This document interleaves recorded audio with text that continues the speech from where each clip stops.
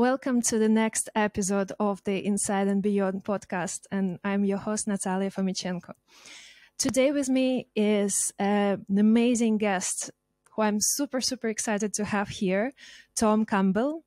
Tom is a nuclear physicist with several decades of experience developing missile systems with the US Department of Defense and NASA. Tom is also a researcher of altered states of consciousness, whose journey began in the early 1970s when he worked closely with Bob Monroe, a famous consciousness explorer who has popularized the term out-of-body experience. Tom has been able to consolidate this research to explain the reality construct in his book trilogy, My Big Toe, where toe stands for theory of everything. This theory unifies science and philosophy, physics and metaphysics, mind and matter, purpose and meaning, the normal and the paranormal. Tom, welcome to the show. I can't tell you how excited I am to have you here. Well, thank you. It's my pleasure being here. Hopefully we'll have some conversation that will be interesting to your listeners.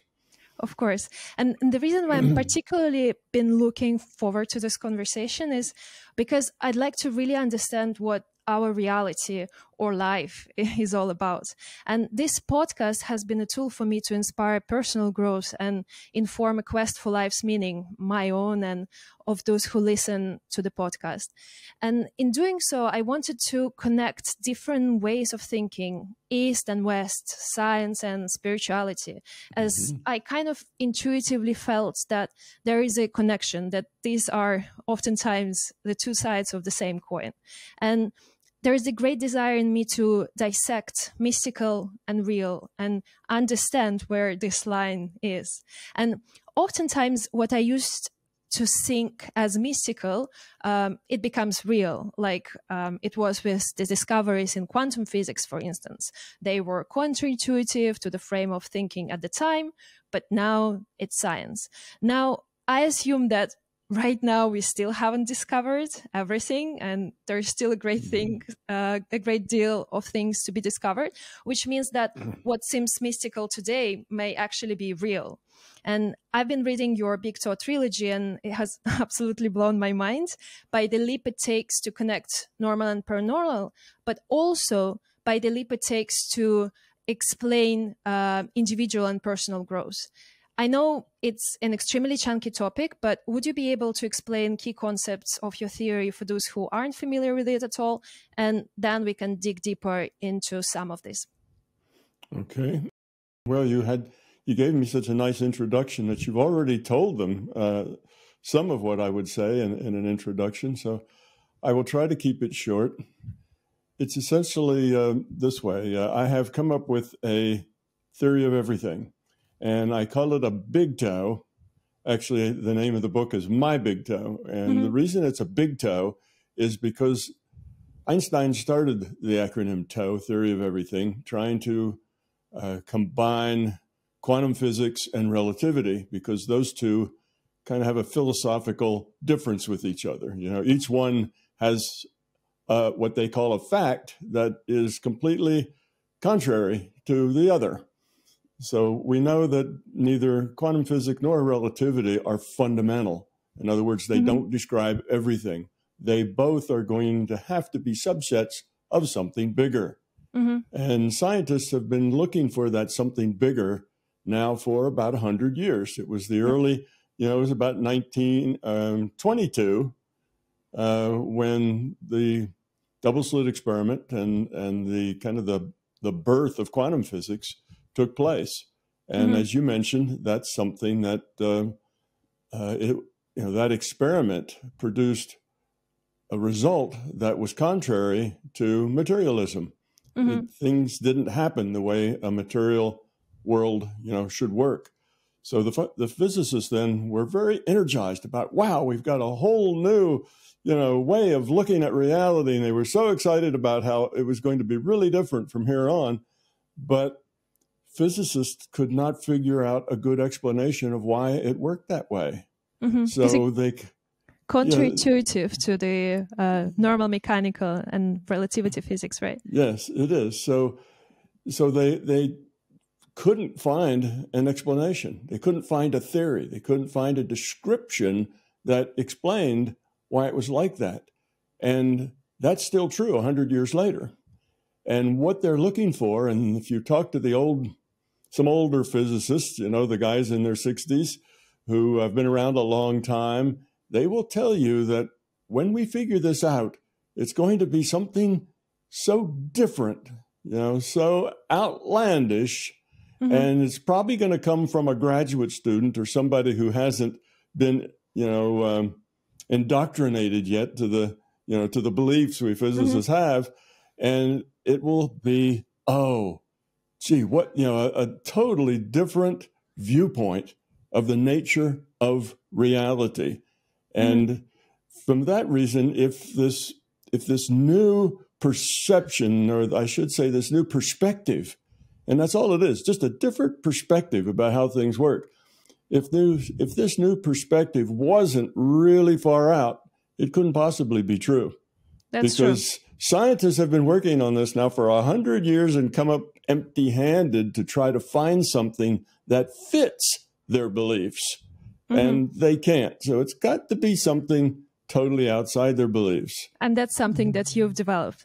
Exactly that. That is what I've developed. So it's a big toe because it not only describes the nature of reality, but it completely describes the objective world, which is what quantum mechanics and relativity do. It's a better science. It's a more general science, a more general physics. We can put it that way. It explains how those two scientists, or how those two pieces of science, quantum physics and relativity, you know, what's that overlying thing above them, you know, that integrates them both into something that describes our objective world. But it also completely describes the subjective world with a science, a logical approach to the subjective world. So that makes it a big toe, not just a little toe like Einstein was looking for. And I call it my big toe, not because I'm so proud of it, because I want to emphasize to people, if it's not your personal experience, it can't possibly be your personal truth. And my big toe is just a way to start on building your own big toe. And each person has to come to an understanding of the nature of reality from their own experience. Because if it's not, if it's because you read it in a book or you heard about it, well, you can believe that or disbelieve it, but either one doesn't help your basic understanding. What we really truly understand has to come through our experience. Otherwise, it's a belief, because disbelieving is just also a belief. Believing is a belief, and belief is not fundamentally yours. It's somebody else's. So it's my big toe in that I encourage everybody to go have the experiences of this larger reality of consciousness and to find out what the nature of reality is on their own. Okay. So that's the idea. So I was going to tell you now, what is the big idea? Yeah, okay, exactly. Exactly. Before we go to the experience, which we will talk about. Yeah, what is the big idea here? Well, the big idea is that consciousness is fundamental. Okay, now scientists mostly believe that the physical world is fundamental. That's called materialism. Materialism is also has to be deterministic. If you're a materialist, you have to also be a determinist. So this is just the opposite of that. This is saying that consciousness is fundamental and the physical world can be derived from consciousness. Now, that's a really big step, and most people say, that sounds impossible. How could you derive the physical world from consciousness? But you can. And here's the basic concept, is that consciousness is fundamental. We, you and I, and all the other people, and dogs and cats and critters and bumblebees, anything that is conscious, and I'll give a definition of that a little later, is a piece of this larger consciousness system, just a subset. Now, if you're in computer science, that would be a virtual machine running within a mainframe or a subset of a larger system. The second idea is that consciousness is an information system. That's what consciousness is. It's awareness, awareness with a choice. And awareness is awareness of what? Well, information describes what awareness is aware of. So consciousness is an information system. Now, that means we are not human beings. Primarily, we're consciousness. So what's this human being? What's this physical reality we're in? Well, that's a virtual reality, a computed reality. Wow. That is the basic idea. So our physical reality is computed on a computer, which is a subset of this consciousness system, because consciousness is an information system. And we are pieces of consciousness playing a human avatar. What does that mean? That means we as consciousness make all the choices for that avatar. The avatar does nothing, thinks nothing, does nothing unless we make those choices. And we've been logged into that avatar since that avatar was birthed, before that avatar was birthed, actually. And it's a piece of, well, this is a little harder to explain, but it's a piece of consciousness that is really, the choice maker for that avatar. So that is the idea. Now, if we look at that as the fundamental notion of reality, that we are consciousness, then we can derive physics, we can derive, a lot of philosophy, metaphysics. We can understand how paranormal things work. They're normal. And we can understand how we work as pieces of consciousness.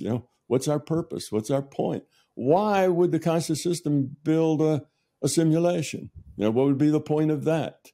And all of these things can be answered very logically and very rationally. So this is a science. It's perfectly logical. It starts with two assumptions. That's that consciousness exists and evolution exists. And we start with the very simplest piece of consciousness.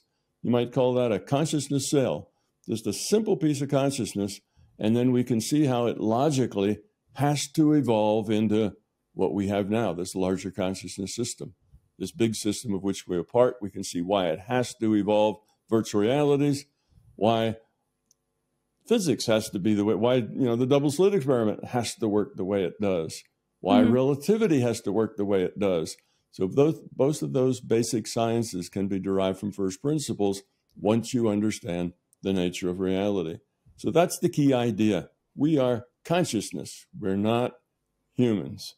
We're playing a human character, and we can play other characters. And we play this human character again and again and again, not the same human character, but different human characters, because what we're trying to do is lower the entropy of our consciousness, because the whole system evolves by lowering its entropy. And we can get into that later if you wish. And what is entropy for the listeners? Entropy is a measure of disorder. Okay, so if you have an information system and it's very high entropy, that means all the bits are disordered. A bit just being a name for the smallest unit of information. So all the bits are random, then there is no information. But if you order some of those bits in particular ways, you create information. And those ordered bits could be a symbol of something, could mean something, could stand for something, could be part of a language, could be a number, could be all sorts of things. And then you can work with those ordered bits. So the more that the system orders its bits, the lower its entropy is, the less it's just random. So consciousness evolves by creating more information. And that information has to be significant, has to have meaning, has to have purpose to it. So we are pieces of that consciousness. So we are trying to lower the entropy of our piece of consciousness. That fits to the whole. Yeah, because we're a piece of the whole. So as we lower our entropy, the whole system's entropy lowers because we're a piece of the whole. And it's a little longer logical argument, but it turns out that in a social system, lowering entropy among pieces of consciousness amounts to being caring, being kind, being helpful, sharing, being compassionate, being sensitive. That's the low entropy interaction between pieces of consciousness. And I can show this, logically. You can show it mathematically, but that is, so that boils down to, what is our purpose here? Our purpose here is to grow up, to become love, to become caring, to get rid of our self-centeredness, to make life about other, not just about self.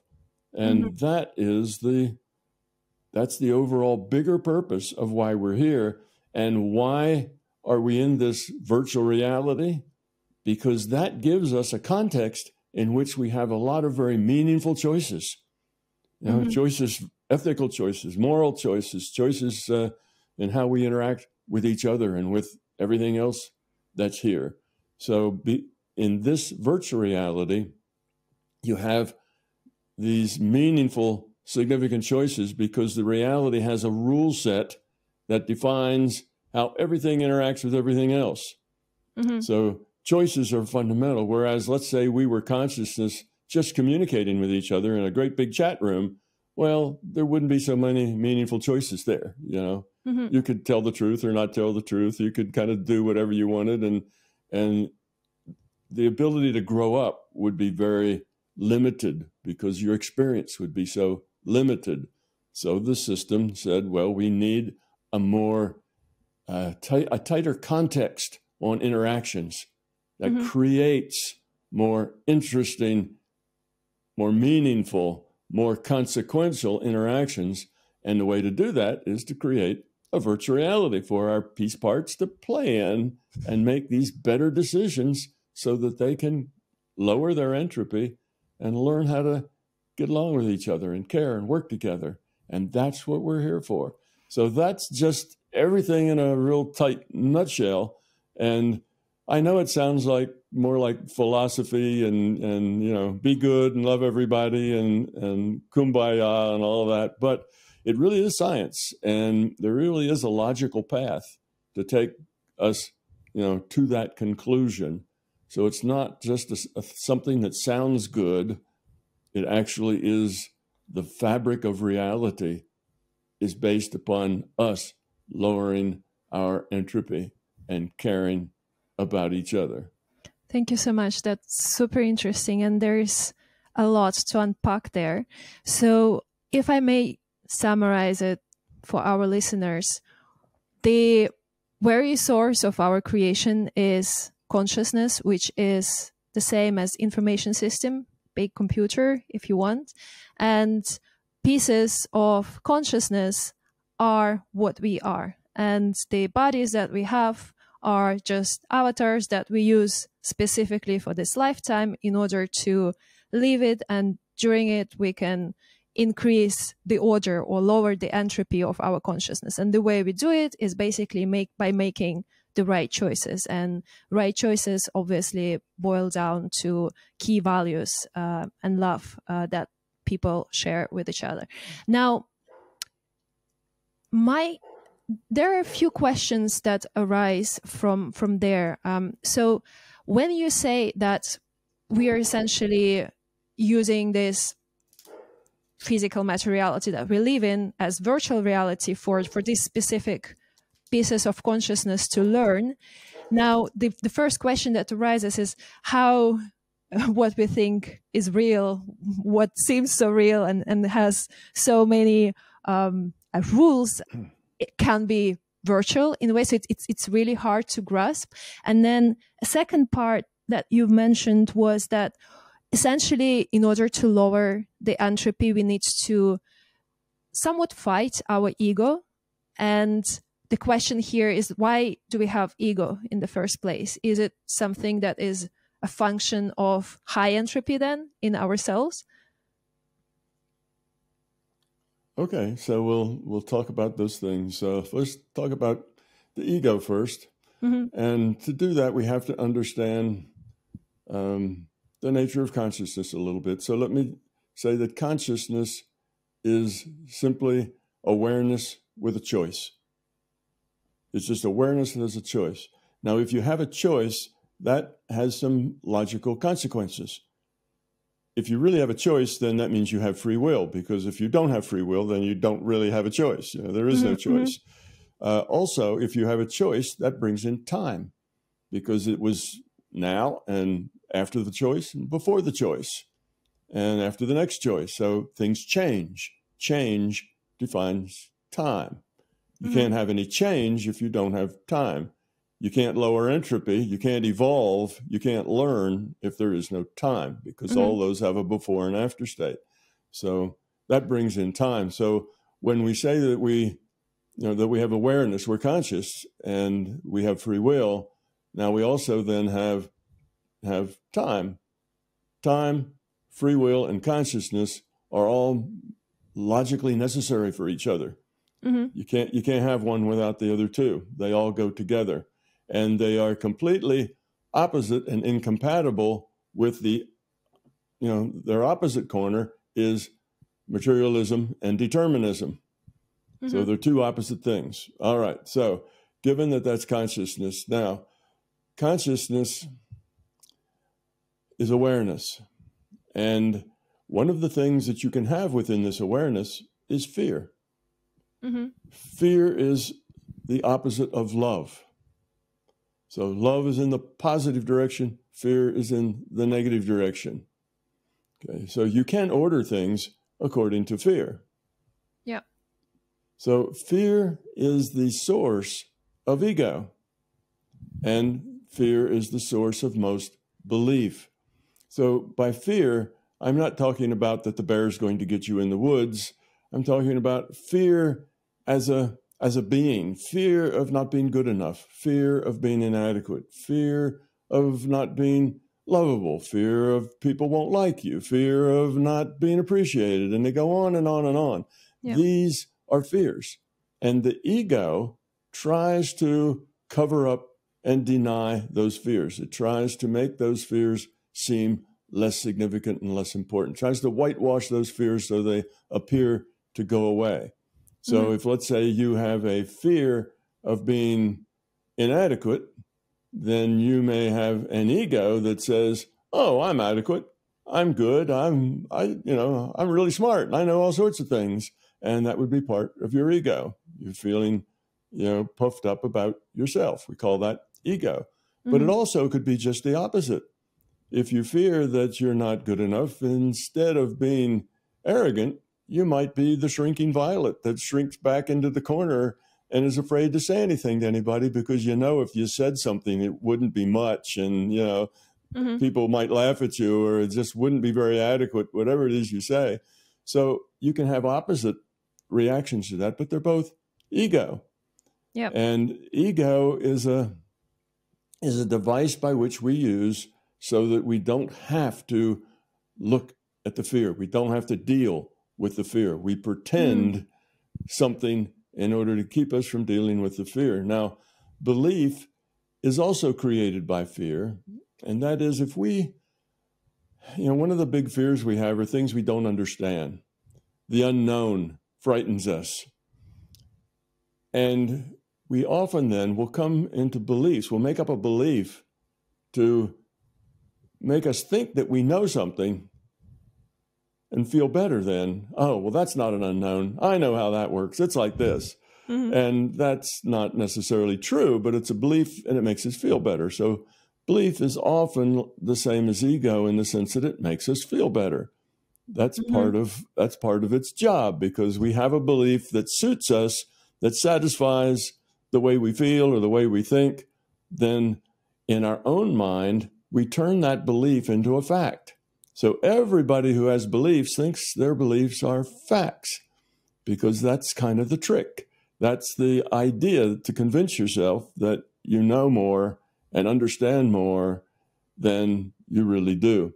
So there's lots of beliefs that people have, that are similar to the ego, but a little different. And in MBT, we try to, we say that you should believe nothing. You should always be skeptical of everything. And that includes everything I tell you, everything you read, everything you hear. You should be skeptical of it, but you should also be open-minded. Because if you're not open-minded, that means you're trapped in a belief. You have a belief, therefore this couldn't possibly be true because I have a belief to the contrary. and because a lot of people have a belief to the contrary, so it couldn't possibly be true. You see, that is being closed-minded and living your life through your ego and your beliefs. And that's what gets us all in trouble. I see. So essentially, ego is what is constituted by beliefs and fear. And by definition, wrong beliefs and fear cannot help us evolve and lower our entropy, right? And that's how ego comes into place, right? That's right. But it's not bad fear and bad ego. All ego and beliefs and fear are bad. So I would say that there probably are no good beliefs. There are probably some beliefs that are pretty neutral, don't matter a whole lot one way or another. There's probably a lot of those around. But belief in general is just not a good idea. You shouldn't believe things. You should not disbelieve things, because disbelieving things is just another form of belief. It's just the kind of the negative belief value rather than the positive belief value. But if you believe things, then your mind is closed to things being other than what you believe. If you believe things, then when new information comes in that's contrary to your beliefs, you either deny it or you blow it away. You pass it off. You refuse to look at it. So belief, I call is a trap. You get into a belief, you're trapped. You cannot get new information.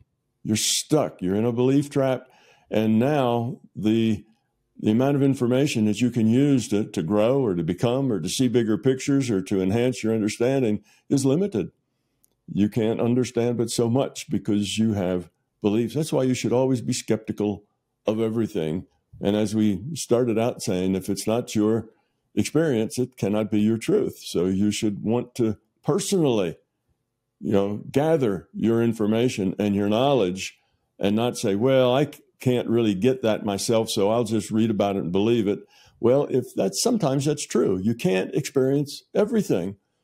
But the things that you can experience, instead of believing them or disbelieving them, you should just give them a probability of being true. Say, well, I think this is 90% likely to be true, or 10% likely to be true, and not throw it in that probability of 1, it's true, or that probability of 0, it's false. So very, very few things in your life should be a 1 or a 0 probability. Most of the things in your life should be somewhere in between. All right, some maybe a 0.999 and you call those true, but it's better to not think of it that way. It's better to say they're just 0.999, and I may get some information that'll make that just 0.9 and then maybe 0.8. I'm always open to everything changing. So that's the mindset that you really need to have if you're going to understand the My Big Toe theory. You have to come at it with being open-minded, but being very skeptical and be willing to explore, being willing to find out for yourself. And there's lots of ways to do that.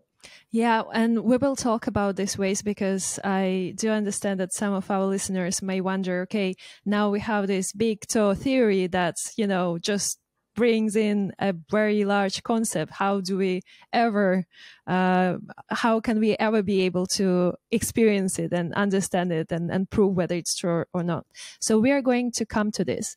But before we do, and I do remember that I've asked you about the physical reality, how can it mean that it's virtual? But even before we cover that, because that's something that came up a lot before, you were talking about consciousness as awareness with a choice, which means that, us human beings have it. And animals supposedly also have it. But now, does it mean that all animate objects have it?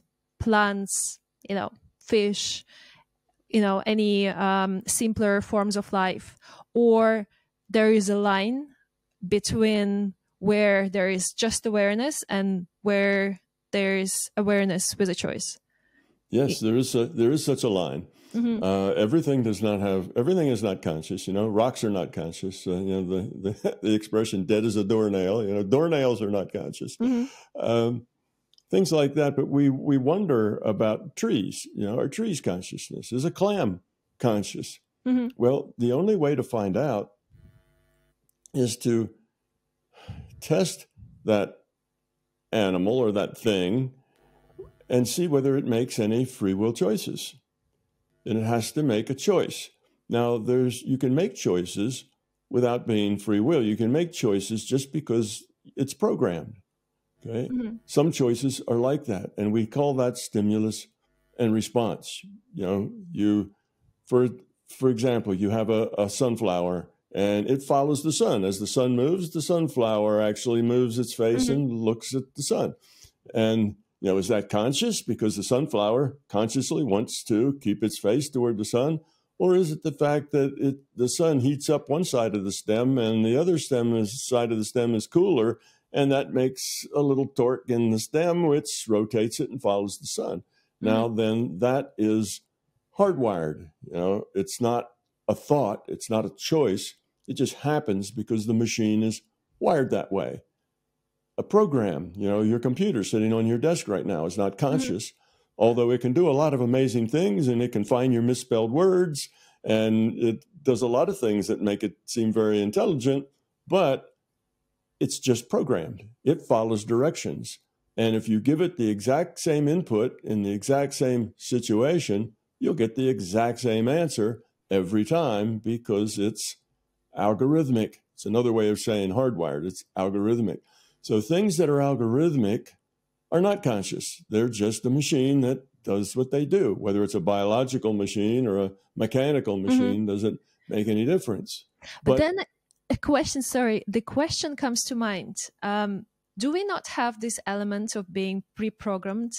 Do not our, cultural or family or early childhood beliefs come to place? And also, a separate note that I think I've read somewhere that there were studies on how people react to certain things, and essentially there were images of unsafe situations presented to them at high speed, and the amygdala, which is the area of the brain that reacts to danger, reacted before people consciously knew what was presented. So people were not aware what was presented, but still they were making choices inside. But does it mean that they have been making choices, or it's just they are pre-programmed to make them? Okay. Those are two good questions. First of all, to have free will does not mean that you don't have any controls on you. Free will does not mean I can do anything I want anytime I want. And obviously there is no free will, because otherwise I'd be rich and famous and good looking too, because I choose all those things. Well, it doesn't mean that you have a genie with, infinite wishes. That's not free will. Free will is defined as you have a thing I call the decision space. That's all the decisions that you might make. And your decision space is only as large as about the decisions you're aware of. Let's say there's you have a problem and you have an awareness that there are 10 paths that you could take toward solving this problem. Now, there may really be 50 different ways to solve that problem, but you're only aware of 10 of them. Okay. Now, those 10 possibilities that you could choose, that constitutes your decision space, because you could choose any one of those 10 that you wish to. So your decision space is 10 in that case. Now, anything that has a finite decision space, in other words, if it can make even a choice, then it has consciousness. But if it's only, and I mean a choice between things, so that's an A or a B, then you're conscious if you can pick between two things. So that's a choice. Then you are conscious, but you may be an extremely dim consciousness. All consciousness isn't, human. There's lots of levels of consciousness, lots of levels of capability and capacity. So, a dog is conscious. It can make choices, but its decision space is very small compared to a human. A human has a whole lot more choices in their decision space. Now you take a dolphin, it has a brain that's bigger than ours. It has frontal lobes where all that complex thinking is bigger than ours. But the number of choices that it can make are limited, more limited than ours, because of the environment it lives in and the kind of animal it is. It doesn't happen to have these opposable thumbs that can reach out there and build all the things that we can build. Well, an ability to choose to build or not to build, those are more choices. So that's decision space. A finite decision space is a requirement for consciousness. So let's look at a clam, okay? And we see a clam and it sticks its foot out, and that's how it pushes itself around, as it sticks that foot out. Now, if you touch that clam's foot, if you reach in and just touch that foot, that clam will jerk that foot into the shell. And why does it do that? Does it do that because it's conscious and says, oh, something just bothered my foot, I better pull it in for safety? Or is that just hardwired? When you touch a clam's foot, the foot always comes in. Or is it a choice? Now, biologists would have to take a clam and do some research with it to decide whether that was hardwired or whether that clam could make a choice to leave that foot out there if it wanted to. Could you train a clam such that you could touch its foot? But now even hardwired things can learn, like your computer can learn to help you spell words better. You know, it can learn what books you prefer and then send you, things about those books. So the clam may just have an adaptable hardwiring system that could change based on change in its environment. So it's hard to tell at a certain level. But yes, somewhere there is this line between what might be just aware but not conscious. Trees are on that line somewhere. We know that trees might be aware. We don't know for sure, but they do a lot of fancy work under the ground between their roots, how they communicate with each other. Now, is all that algorithmic and hardwired, or is some of that intentional? We don't know for sure. Some people think it's intentional. Some people aren't so sure. So we'll work on that, because it's possible to have awareness, just have an awareness, but no choices. So is a tree like that? Does it have some fundamental awareness, but it really doesn't have any choices? That's a possibility. But we would say it is not conscious unless it has at least some choices. So if it decides that it can send nutrients over to the other little seedling that's having a problem, if it decides to do that with an intention, it's conscious. If it just does that because it's hardwired, it is not conscious. I see. But then if we look into the evolution line, at some point there were no life forms that had awareness with the choice, right? So it started appearing whenever the animal kingdom started developing, right? So how did it just appear out of nothing? And if we come back to this physical reality simulation, initially it was simulated without awareness with the choice, and then at some point of evolution, the awareness with the choice or consciousness has been deployed to the life forms somehow.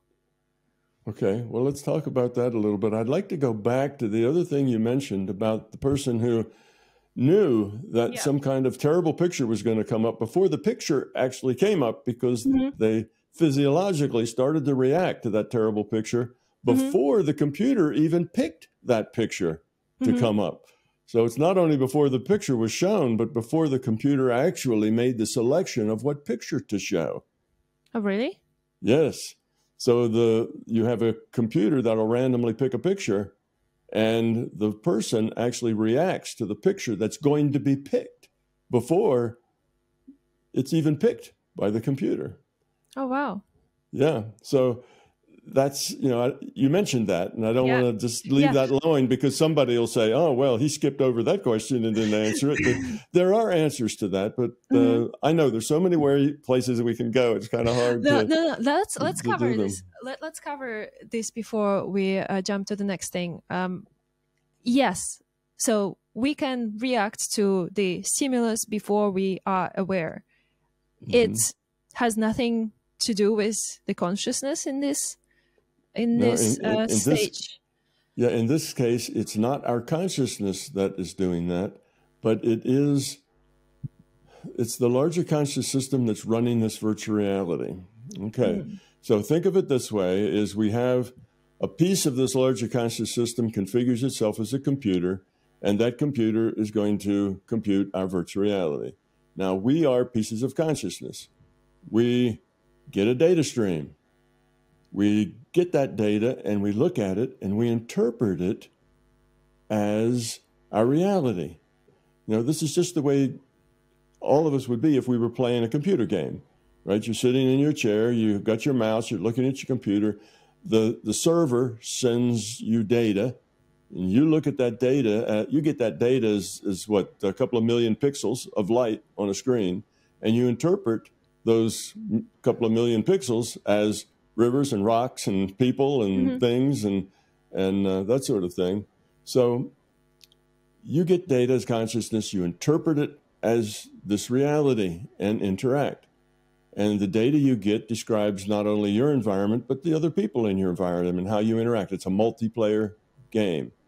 Okay. Now, consciousness operates very, very quickly. It works at a much faster speed. You know, the speed of thought is a lot faster than the speed here in the physical world. We can think things much quicker than we can do things because our bodies are slow. They're electromechanical, you know, devices that use levers and you know, tendons and muscles and things to move stuff around. It's a really slow system. So in order for us to be able to react more quickly to things, the system has to get our slow biomechanical body going in the right direction before we actually have to react. Otherwise, our reaction times would be so slow that we'd be constantly, you know, it's like the old video games where everything was so coarse that, you know, motion was jerky and you know, it was, you could tell that, you know, there were lag times, you know, you'd do something, but it would be a little while before that actually would happen on the screen. And well, that's the way our virtual reality would be if the system didn't help reduce the video lag. That's the lag between the speed of mind, if you will, the speed of consciousness, the way things happen, and the speed of these old clunky electromechanical bodies that we have in this virtual reality. Okay, now they are electromechanical because this is not a programmed reality. This is an evolved reality. We can talk about that. Our virtual reality is not a programmed one. It's an evolved one from a rule set and a set of initial conditions.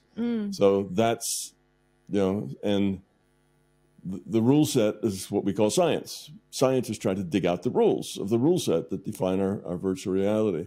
So anyway, if a person, if a picture is coming up and it's going to be scary and the person is going to react to it and it's going to be a reaction that isn't delayed. In other words, here's a scary picture, person stares, then the person goes, ah, you know, that's a delayed reaction. But as soon as it comes on, the person reacts. Well, that makes it like real time. So because we have this slow electromechanical body, the system actually starts it prepared to get ready to act at the very small level. If you look at tiny little voltages down inside the muscles, tiny little things going on, then you will see they start before the computer even picks a scary picture. Oh, wow. And the reason for that is that, remember, that computer is a virtual computer. It's programmed. It's part of the illusion. It's just information as well. That computer has randomly picking pictures, but it's not random. It's pseudo-random. The system is making that up as well. This is a virtual reality. So the system knows exactly what's coming up next, and it gets the person prepared.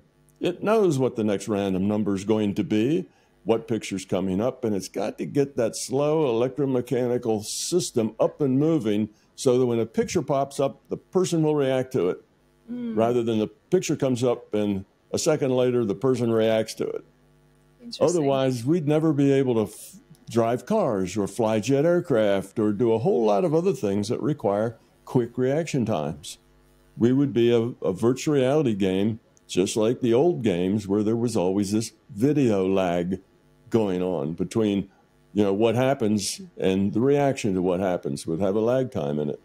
So that's why that works that way. It's not proof that there is no free will, that, everything is programmed at all. It's just a show that the larger consciousness system has made a virtual reality that is as realistic as possible.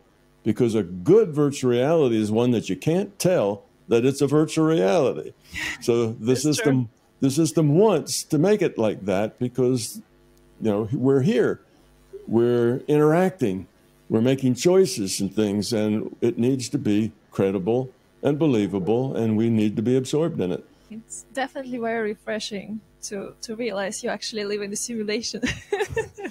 Let's come back to the evolution point. So at which point this consciousness has been deployed to the Earth, to the specific life forms that have the ability to make choices?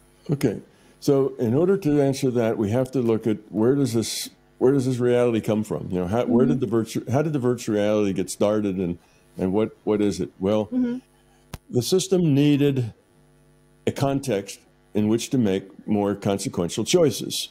So what it did is it came up with a set of initial conditions and a rule set of how those conditions could change according to the rules. And then it pushes the run button, and it lets those initial conditions change as time goes on, everything changes. Well, think of those initial conditions as this little ball of plasma, high energy, high temperature. It's all in a tiny little space, and the run button's hit, and it starts to expand because the rule set has that as part of the rules, that it will expand, and it has gravity, and it cools, and you make the universe. And you've heard of the Big Bang, and that's how the Big Bang is supposedly to make this universe. But all that's done in a computer. It's a simulated Big Bang. And then it evolves.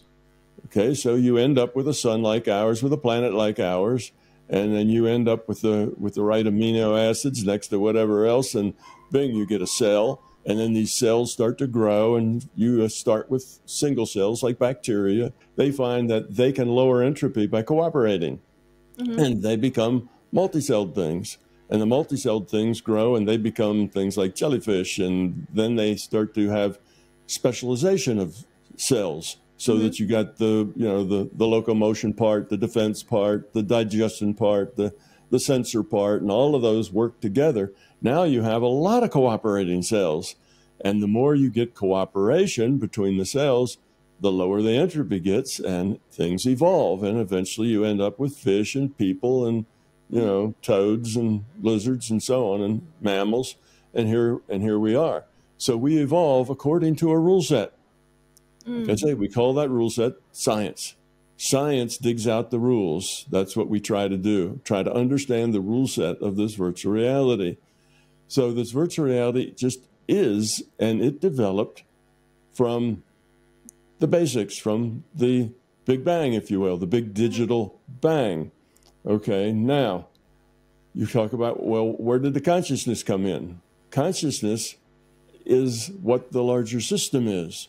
So when this computer simulation finally developed things that had the ability to make choices, well, in the beginning, the system itself, the server for the virtual reality, played all the characters. All the characters were being played by consciousness. So now we got, the jellyfish, which makes a few decisions, not a whole lot. And then we get fish who make a lot of decisions. And then we get frogs and so on up in mammals. And the consciousness is making all the choices. And it's making a lot of them maybe randomly, but some not, depending on what they're doing. So the system is just evolving within this computer. Eventually it gets to the point that there are things making choices that would be valuable for a consciousness to make. In other words, they're choices of consequence, choices that make a difference. So then a consciousness logs on and makes those choices. So the system says, okay, I'm not going to make choices for this thing anymore. You, individuated unit of consciousness, you little piece of me, you make the choices for that thing. Okay, so now you have the system sends that consciousness a data stream. The consciousness gets the data stream that defines the reality. The system makes the choices, tells the computer, hey, I made these choices, I made these changes. The system incorporates those changes, computes the effect of those changes, what that means to the other things, and sends back to the player what Player what the one. changes are. Yeah, player one, right? It sends back to the player what's going on now. So then that player starts making it. So as the things got to a point that they could make choices and had decision space, then the system could start putting pieces of consciousness to make the choices within that decision space. So that's how our consciousness developed here. Is that as we evolved to the point where decision spaces were finite, then consciousness was logged into those things to make those choices. That makes sense. That makes sense. Thank you. Wow. This is a lot to take, but we've just barely scratched the surface. I know.